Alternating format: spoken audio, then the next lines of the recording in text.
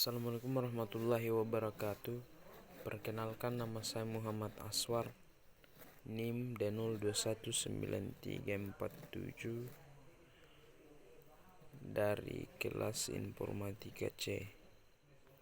Baik, pada kesempatan ini saya akan menjelaskan soal-soal tentang multiplexing.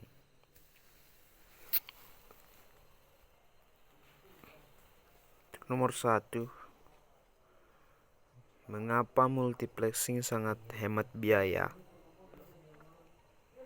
Karena multiplexing memiliki banyak input tetapi hanya satu output, dan dengan menggunakan sinyal-sinyal kendali, kita hanya dapat mengatur penyaluran input tertentu kepada outputnya, sehingga memungkinkan terjadinya transmisi sinyal yang banyak melalui media tunggal atau penggabungan dua sinyal atau lebih untuk disalurkan ke dalam satu saluran komunikasi. Untuk soal yang kedua, bagaimana interferensi dapat dihindari dengan menggunakan frekuensi diffusion multiplexing, yaitu dengan cara menemukan aplikasi FDM pada kanal-kanal suara sistem telepon. Bandwidth yang dibutuhkan oleh tiap-tiap kanal suara adalah sekitar 3000 Hz. Dan pembatasan ini dikontrol menggunakan rangkaian filter. Ketika beberapa buah kanal suara dimultiplexingkan, bandwidth sebesar 4000 Hz dialokasikan bagi tiap-tiap kanal untuk menjamin terdapatnya jarak pemisah yang cukup sehingga tidak terjadi interferensi di antara kanal-kanal tersebut. Sebelum ditransmisikan, tiap-tiap kanal suara dinaikkan frekuensinya dengan jumlah kenaikan yang berbeda-beda dan lebar frekuensi sebesar 4000 Hz.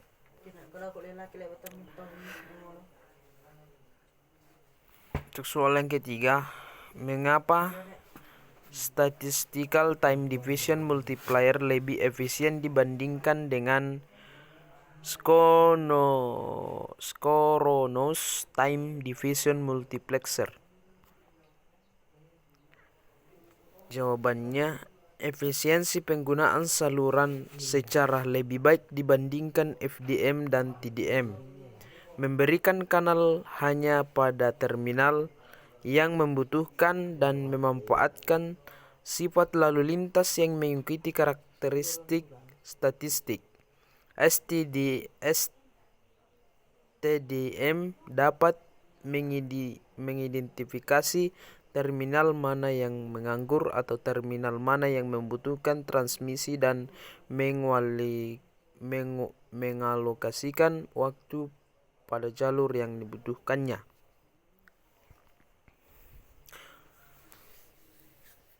Selanjutnya, untuk soal yang keempat, informasi yang berada dalam 4 sinyal analog yang akan dimultiplex dan ditransmisikan melalui sebuah saluran telepon yang memiliki handpas 400 hingga 3100 Hz.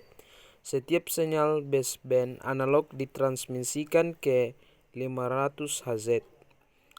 Buatlah rancangan sistem komunikasi diagram balok yang memungkinkan dilakukannya transmisi dari keempat sumber ini di sepanjang saluran telepon menggunakan: A. Frekuensi diffusion multiplexing dengan sub pembawa SSB atau single slide band. Bagian B. Time diffusion multiplexing menggunakan PCM. Asumsikan sampel 4 bit. Untuk jawabannya, bagian A, dalam komunikasi radio, modulasi sinyal cisband sideband modulasi atau SSB atau single sideband suppressed carrier modulation atau SSB-SC adalah jenis modulasi digunakan untuk mentransmisikan informasi sinyal audio dengan gelombang radio. Ini adalah penyempurnaan modulasi amplitudo yang menggunakan daya pemancar dan bandwidth lebih efisien. Modulasi amplitudo menghasilkan sinyal output yang memiliki 2 kali bandwidth sinyal baseband asli. Modulasi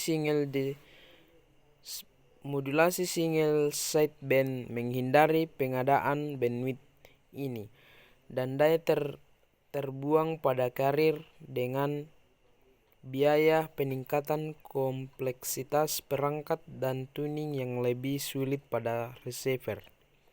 Bagian B, perkembangan terakhir dari teknik multiplexing ialah statistical time division multiplexing atau STDM yang mempunyai keuntungan dalam efisiensi penggunaan saluran secara lebih baik.